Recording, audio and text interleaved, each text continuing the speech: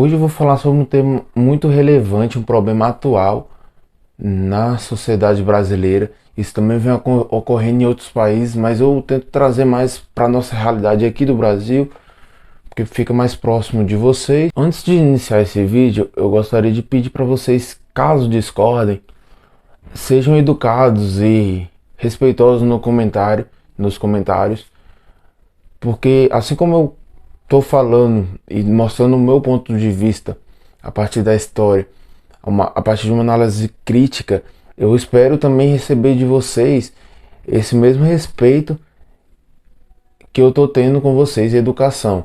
Então, isso é necessário para a gente viver em sociedade, esse convívio. Então, antes de qualquer coisa, tenha isso em mente. Ter essa empatia com o outro e não venha com comentários agressivos, porque eu sei que essa temática ela é polêmica e pode causar esse tipo de comentário, por isso que eu estou falando isso logo de cara. Um grande problema atual do Brasil, e não é tão atual assim, porque faz parte de um processo histórico que vem também de outros países, é o fanatismo político. O fanatismo político ele é um problema muito grande quando você coloca a esquerda ou a direita, tá certo, e põe o ser humano numa caixinha. E tudo que vem do outro lado ou do outro político é ruim, é mau, é prejudicial, é tóxico, e as coisas não são assim. O excesso de admiração por político, que é esse fanatismo político, ele causa muitos problemas graves para a nossa sociedade. Todo regime autoritário e totalitário tem em seu líder uma espécie de Messias. O Messias é um conceito que vem do judaísmo, que significa o enviado de Deus, né? Isso é muito perigoso para a gente analisar a política. O político ele está lá, ele representa o povo, ou deveria representar, e ele tem que ser cobrado para nos servir. E a gente não tem que ficar lá adorando o político e nem buscando o tempo inteiro defender esses políticos, porque eles estão lá para nos servir. Eles estão lá para nos servir. É essa a função do político. Ele exerce uma função pública. E a gente não pode ficar adorando eles.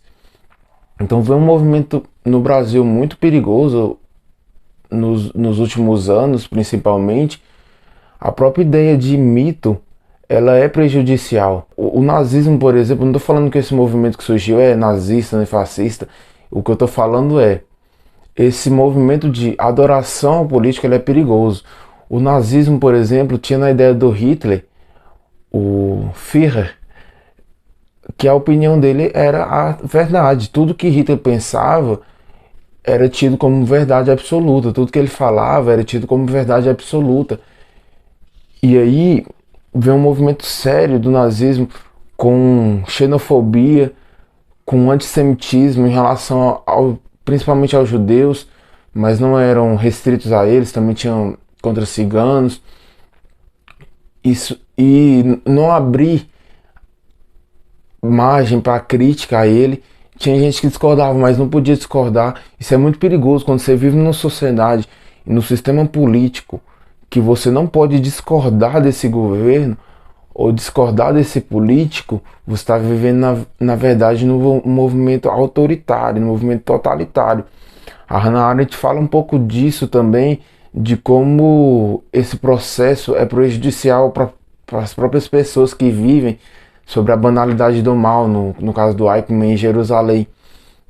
Nesse livro ela conta um pouco sobre a gente ter uma visão cega em relação às leis e só seguir sem ter uma análise crítica de que se é bom ou se é ruim e quais os impactos dessas leis. Mas isso não é restrito também ao regime nazista e totalitário de direita, que é o caso do nazismo. Isso também vale para o caso do extremismo da esquerda, que é o socialismo. Por exemplo, na União Soviética, ali com Stalin, não podia se questionar também. Tudo que o Stalin fazia era verdade, era absoluto. e não abria margem para crítica, não abria margem para qualquer tipo de questionamento. Um livro que mostra muito isso na verdade, eu vou falar dois, do George Orwell, que é um pensador extremamente inteligente e que pensa para além do seu tempo, porque ele faz as distopias, que é uma distorção da realidade, mas na verdade está falando da nossa própria realidade, que é a Revolução dos Bichos. Na Revolução dos Bichos mostra um pouco desse processo autoritário, em que os porcos comandam a sociedade a partir do animismo, né, que é uma alegoria ao socialismo soviético, e como essa teoria ela foi deturpada pelos animais ali, o George Orwell continuou sendo socialista, e na verdade o seu livro foi usado depois pelos capitalistas, mas a análise dele é uma análise contra o socialismo soviético. E ele mostra um pouco desse autoritarismo, de como essas ideias elas são manipuladas a partir de quem está no poder e a partir de quem detém esse poder. E analisando a história a partir dessa perspectiva, ele também cria um outro livro, que aqui no Brasil é chamado de 1984, que mostra uma sociedade totalitária em que você algumas pessoas, né, que são aquelas com maior poder, eu diria o que tem na nossa sociedade como a classe média, a classe rica, porque os mais pobres não acontecia isso. Mas entre essa classe média e classe rica, tinha inclusive teletelas, que seria mais ou menos o que a gente tem hoje de câmeras nos vigiando o tempo inteiro. E tudo que o partido dissesse nessa obra do 1984 era tido como verdade, era tido como absoluto. Então, se a Eurásia estava em guerra com a Lestásia, ela sempre esteve em guerra com a Lestásia. E aí eles manipulavam inclusive a história, eles iam nos registros e manipulavam todo o livro, toda a obra tinha que dizer que sempre foi assim, porque o partido ele não podia mudar. A verdade era algo absoluto e você tinha que adorar. Tinha uns momentos que você tinha que fazer alguns pronunciamentos em relação ao líder, que nessa obra é dito que nem se sabe se ele de fato existe, porque o rosto dele era sempre o mesmo. Então a ideia de um Messias mesmo, a ideia de alguém que ele é intocável, alguém que ele tem o poder absoluto e ele não pode ser questionado. A verdade do partido era a verdade absoluta. E isso era uma temática central também do livro de 1984. Era esse nome porque na época que o livro foi feito, 1984 era uma realidade que seria o futuro, né? Então o George Orwell estava analisando um extremismo do futuro, um totalitarismo do futuro. E esse fanatismo político, na verdade, todo fanatismo ele é prejudicial. Ele afeta muito negativamente a sociedade, porque não abre margem para discussão muitas vezes, não abre margem para um diálogo. E tem que ter essa abertura para um questionamento. Porque o político ele não está certo em tudo, a esquerda não está certa em tudo, o Lula não está certo em tudo, o Bolsonaro não está certo em tudo, a direita não está certa em tudo. Então quem detém esse poder absoluto, ele na verdade ele está mentindo para a população.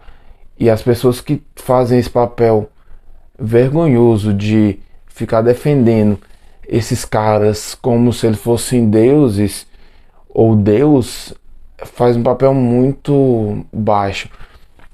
Porque não é esse o papel do político. O político está para nos servir, para adorar. Se você segue alguma religião, como o cristianismo, você tem que adorar a Deus, adorar a Cristo. Se você é de outras religiões, de matriz africana, tem que venerar ali os orixás, adorar o próprio Deus também, porque tem isso nas religiões de matriz africana. Se é católico, por exemplo, você venera os santos. Esse papel ele não é do político. Esse papel religioso ele tem que ser para figuras religiosas. A religião ela tem um outro papel. Essa religião, esse aspecto místico e religioso de Messias na política ele é muito prejudicial. Isso inclusive aconteceu várias vezes na história humana. Você analisar uma figura como o Messias e a partir disso essa figura não poder errar, esse excesso de culto mesmo, uma ideia religiosa, dogmática, de que essas regras desse governo, desse partido ou dessa figura representa toda a verdade. E não é isso. A verdade, a verdade ela é construída a partir de contradições, de pontos de vista diferentes. Você não pode inventar, como eu sempre falo isso. A história ela não inventa fatos, mas os historiadores discordam entre eles, entre vários pontos de vista. Eu vou até buscar trazer outras pessoas para ter pontos de vista diferentes do meu, também para a gente analisar a história. Eu também não sou dono da verdade. O que eu falo aqui não é verdade absoluta, ela abre margem para discussão. Mas esse processo recente do Brasil, de, de que vem também dos Estados Unidos também, ou de outros países, como por exemplo o movimento do Trump, de anti-aquecimento global, de que não existe aquecimento global, de negacionismo científico, a própria questão da vacina, ele é muito prejudicial para a saúde das pessoas. É muito perigoso, isso é muito perigoso. Então fica esse alerta aí, gente. Não se botem também nessas caixinhas e ficar aí como um conservador, um progressista tem que pensar e tem que ser exatamente assim. Não se põe exatamente assim porque muitas vezes uma pessoa que ela tem uma opinião diferente da sua, ela tem razão em alguns pontos. Você não está certo em tudo, eu não estou certo em tudo. O político que está no poder, ou que estava no poder, ele não está certo em tudo. Então vamos ter essa análise crítica também em outros pontos, em religião.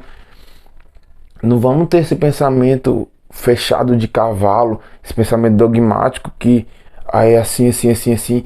Quem pensa diferente de mim está em tudo errado. E porque dessa forma a gente vai voltar para uma época em que a gente se matava, e isso acontecia antes de algumas ideias. Depois eu posso até fazer um vídeo sobre isso.